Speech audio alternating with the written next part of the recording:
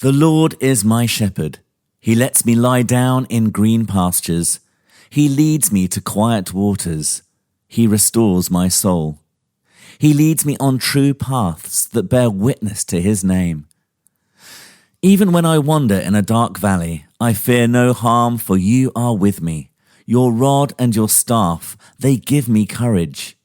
You set a table before my very eyes, in full view of my enemies. You anoint my head with oil, and my cup is full to the brim. Goodness and mercy will follow me all the days of my life, and I will remain in the Lord's house for as long as I shall live. Psalm 23 is probably the best known and best loved of all the sacred songs or hymns found in the Bible, and it is a wonderful image where we are the sheep and God is the shepherd. Christian missionary, author and speaker Elizabeth Elliot told the story of a little girl who was very ill, but who had learned to recite the 23rd Psalm on her fingers. Starting with her little finger, she would grab a finger as she said each word of, "The Lord is my shepherd." And as she said the word shepherd, she would clasp her thumb, wrapping her fingers around it, in recognition of the care God had for her. And this is a wonderful exercise to teach our children, or even to do ourselves. Shepherds do three things. They preside, provide, and protect. Firstly, they preside or lead us. The psalmist says that the shepherd leads us to green pastures, still waters, and on true paths that enable us to bear witness to the abilities and character of God. Secondly, the shepherd provides for our deepest needs. The psalmist says, "He restores my soul," which literally means to be brought back to the full healthiness of life. And finally, the shepherd protects us, defends us, and provides safety.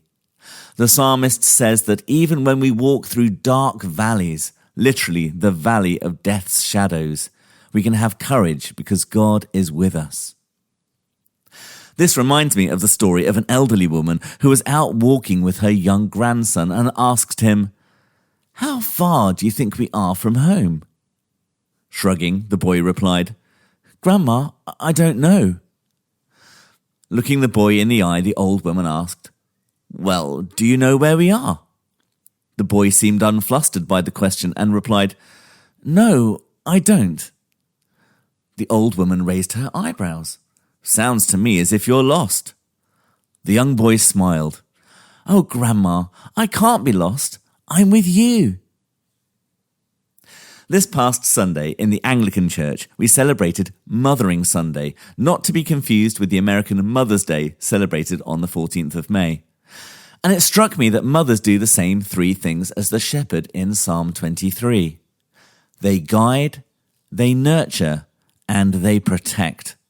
In this sense, we all need mothering, don't we? It matters not how old we are, for we all need guidance, we all need nurturing, and we all need protection. It saddens me to hear little boys in the school playground being told in a derogatory manner that they are behaving or acting like a girl. What greater compliment could there be than to be compared with the qualities of a woman? The Bible is very clear on the strengths of women, who guide with wisdom, nurture with compassion, and protect with fierceness. We are reminded in the Bible that they raise and teach kings, protect and deliver the people, deal with tyrants, and reign with Christ. This week on Twitter, I read this AI-generated summary of how the Bible describes women. The Bible speaks highly of women, recognizing them as bearing God's image, speaking his name, protecting his leaders, saving his servants, and leading his people in worship. How great is that? A computer algorithm has interpreted the Bible better than many Bible teachers I have read or listened to. Women are the bearers of the image of God, a God who presides, provides, and protects, just as the psalmist describes in Psalm 23. When you think of women, and for that matter, all those that mother others, remember this: we are never lost with the shepherd by our side, and that all who mother are the embodiment of the shepherd. Psalm 23 is for our whole lives and is also read at just about every Anglican funeral. It provides comfort for those who are struggling, those who are dying, and those who are bereaved. Remember the story of the little girl told by Elizabeth Elliot. One morning, after a long and hard fight against her illness, the little girl was found dead, with one hand clasped around the other thumb. Elizabeth wrote of her, "The Lord is her shepherd. He has made her lie down in green pastures. He has led her to quiet waters. Surely she will dwell in the house of the Lord forever." This week, as you mother others and also allow yourself to be mothered, may you be reminded of the mothering love of God, the great shepherd of the flock, your leader, your provider, and your protector. Amen.